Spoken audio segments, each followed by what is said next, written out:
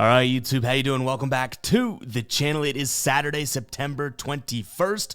We got a decent-sized MLB slate for today, but unfortunately, we're recording this the night before and very, very late because we have a super early start and busy Saturday, so we got a little bit different of a video. So normally we're going through each and every game on the slate, giving you my lean on the side, giving you my lean on the total, all that type of stuff. But today's going to be more like, I guess, like what we do when we travel, kind of a hybrid video. I have 3 plays coming your way in today's video, the last one being a plus 145 banger, so hopefully we cash that one. But again, guys, keep an eye on the pinned comment for any updates or anything like that, but we are recording this the night before. As of right now, we're looking at a 1-2 night, but the White Sox and Padres first 5 under, they're through, I want to say, 4 innings right now, and it is 0-0, so maybe we get a little bit lucky there and we can go 2-2 and kind of mitigate the losses, but it's nothing like the previous night where we go 5-0. Snap back to reality and back to gravity here. So, yeah, unfortunately, best case, we're looking at 2-2 as long as the Padres and White Sox kind of hang on. But, yeah, unfortunately, and I do say unfortunately, I mean it, we don't have a full video today. Obviously, I would prefer to do the full videos when I can and whatnot, but you guys know I'll grind my ass off to get these videos out and whatnot, and if we can't, or I feel like we can't get a full, researched game breakdown, full slate breakdown video in, we don't. So hopefully you can trust that I'm not just half-assing it over here, which I know you know better. But what do you say we jump into these plays? If you wouldn't mind hitting that like button or hitting that subscribe button, would be much appreciated. And again, go White Sox and Padres. I'm saying that to the future self there. Hopefully we're looking at a 2-2 night. But guys, first play on the board today, we're going to be looking at the Red Sox and the Twins. I'm looking at the Nerfy, so no runs in the first inning, minus 135 over on DK. The Red Sox have cashed 6 straight Nerfies here, 7 of their last 10. Minnesota's 50-50 to this line in their last 10, but you flip it over to when they're the away team, they've actually cashed it in 8 of their last 10, and I like the pitchers that are listed as of right now. Again, we're recording the night before, so maybe these pitchers are subject to change. But as of right now, for the Red Sox, we have Cutter Crawford on the mound, who in his last few starts here, so he's hit it in 6 of his last 7 starts when he has the rock, right? And then Pablo Lopez on the other side of things has hit it in 5 straight starts. So we have 2 pitchers that are absolutely trending in the right direction for this Nerfy, and then 2 offenses that I'm not all that, scared of. Both these offenses have had their times during the year where they look like what could have been some of the best offenses in the entire league, right? But not so much as of right now. So these 2 teams are playing currently while I'm recording this, and I believe it's 1-1 in extras. So obviously a very a low-scoring game over there. They went 3 scoreless innings at the time you guys watching this yesterday, at the time of me recording tonight. So I like them to run it back again today. Again, listen to those trends, whether it's the Red Sox alone, the Twins alone, and then kind of the cherry on top is both starters trending in that direction in terms of their start. So neither offense scares me. I like the idea of both pitchers kind of coming in here. 2 good arms with decent pitch mixes. So give me the Red Sox and the Twins Nerfy minus 135 as play number 1. Actually, before we do get into the rest of the games, I'd be remiss if I didn't tell you about the deals going on over on Underdog right now. Link in the pinned comment, guys. Up to $1,000 in bonus cash when you deposit, and you get these free squares. New users get they get the Caleb Williams square for the weekend, and then any user. So even if you're already on Underdog, go take advantage of that CD Lamb square. Both those guys, 0.5 total yards. Caleb Williams being a QB, he can run it, he can pass it, still counts. CD Lamb, total yards, he can catch it or run it for that 1 yard, and that will cash the over. So go check out Underdog, guys. Again, that link in the pinned comment is also going to get you up to $1,000 in deposit bonus. That sounds pretty damn good to me. All right, play number 2.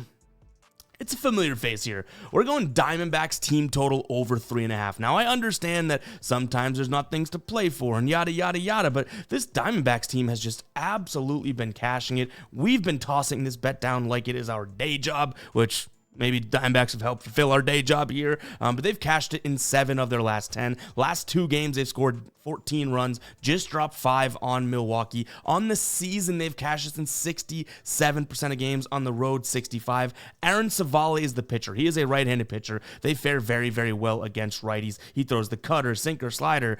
Honestly, no pitch that I'm really all that afraid of. In terms of what we've seen so far from them in the series, like I said, 5 runs already scored, so you gotta love that, right? You look at Aaron Savale, hasn't faced off against Arizona yet. And I do think that he's kind of due for a little bit of regression here now. He's faced some decent offenses, Philly being the most notable, and he went 5 innings, 1 earned run, 6 Ks, 1 walk against Philly in his last start out there. I think this is the type of guy that is due for regression now. I don't mind the Diamondbacks on the money line here. You can get them for nearly even odds. I just don't love Merrill Kelly. He's coming off of a decent start against Colorado, but it is Colorado now. That being fair, it was in Colorado, so if you don't like the minus 140 juice, then I don't mind the idea of rolling with Arizona on the money line either. But I think that team total over, I mean, we don't have many days left in the MLB regular season. I got to get this bad boy in while I can, you know what I mean? Because we have been cashing that plenty. But like I mentioned, this is a team that has been going off, even just on the season. They're averaging 5.5 runs for per game. So we're getting a 2-run advantage in terms of what they, on average, have been scoring, right, to this line here. I kind of putted around the idea of maybe going 4.5 for plus 120, but again, as the season winds down and whatnot, I don't want to put too much pressure on this type of a situation. So we're going 3.5. Seems like it may be fairly safe here. Again, they've done it in 7 of their last 10. They've done it in 14 of their last 20. They're averaging 6.4 runs per game over the last 20 games.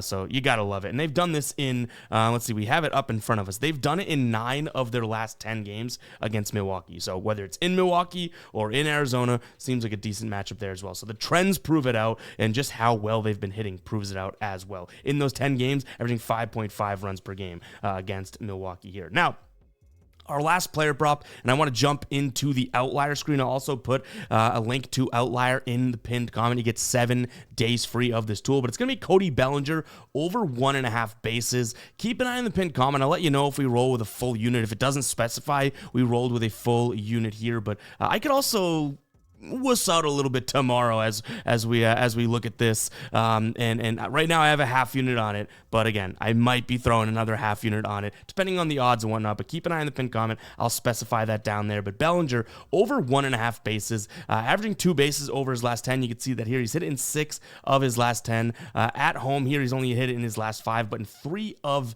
his, he's only hit it 5 of his last 10, but in 3 of his last 5, he's going up against a lefty. You could see gets a little bit more consistent, but against lefties on the season has looked pretty damn good, 56% of games. And what I like to see is the fact that, okay, well, he has a 400 batting average against Mackenzie Gore, who's listed to start for the Nats tomorrow. Only on 6 plate appearances, fine, but he has 2 hits, 2 total bases, 400 slugging. His batting average jumps 25 points against lefties, batting average of balls in play to 325, and then Mackenzie's Gore, his numbers against left-handed batters are dreadful. ERA jumps nearly 5 points, right? Or 0.5 points. His batting average goes up 30, slugging goes up over 500, and extra base hit percentage goes up to 36. So Mackenzie Gore doesn't seem like he really has what it takes to get Cody Bellinger out. You can even see from a pitch perspective. So his K rate is a 15.7 and a WOBA 328 on the year. Goes to a fastball, that WOBA jumps to a 354, a K rate at 14. The WOBA jumps for the cutter. Even the slider,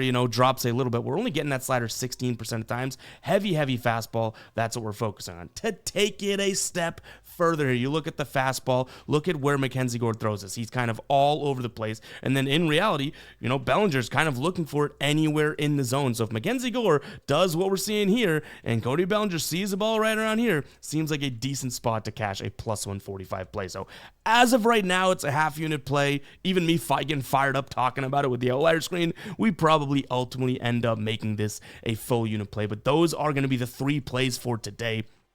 Again, I do apologize if, you're looking forward to the full video and all that, but hopefully you trust me that we get those videos in when we can. I just want you guys to know that those take a lot of work. So when I'm going to be at home for, 4 more hours, we got to get up early and get out, we don't really have the time to do it. And I don't want to half-ass a full game breakdown in which I don't look at any of the games and we kind of just go through the motions. I'd rather spend time on 3 picks that I really like so we don't just have to kind of half-ass it. These are legitimate picks that I do like. So hopefully you guys do enjoy that. If you wouldn't mind commenting 9, let me know that you made it to the end of the video here. But just to recap, we like the Red Sox and the Twins nerfy. We'll move on to a play that we've done over and over again, and seems to still cash, but you know I'm jinxing it now. Diamondbacks team total over 3.5. And then last but not least, we talked about it, our big hitter tonight, plus 145 over on DraftKings. I think it was even better on Bets 365, but Cody Bellinger over 1.5 bases. Guys, it's going to wrap it up for today's video.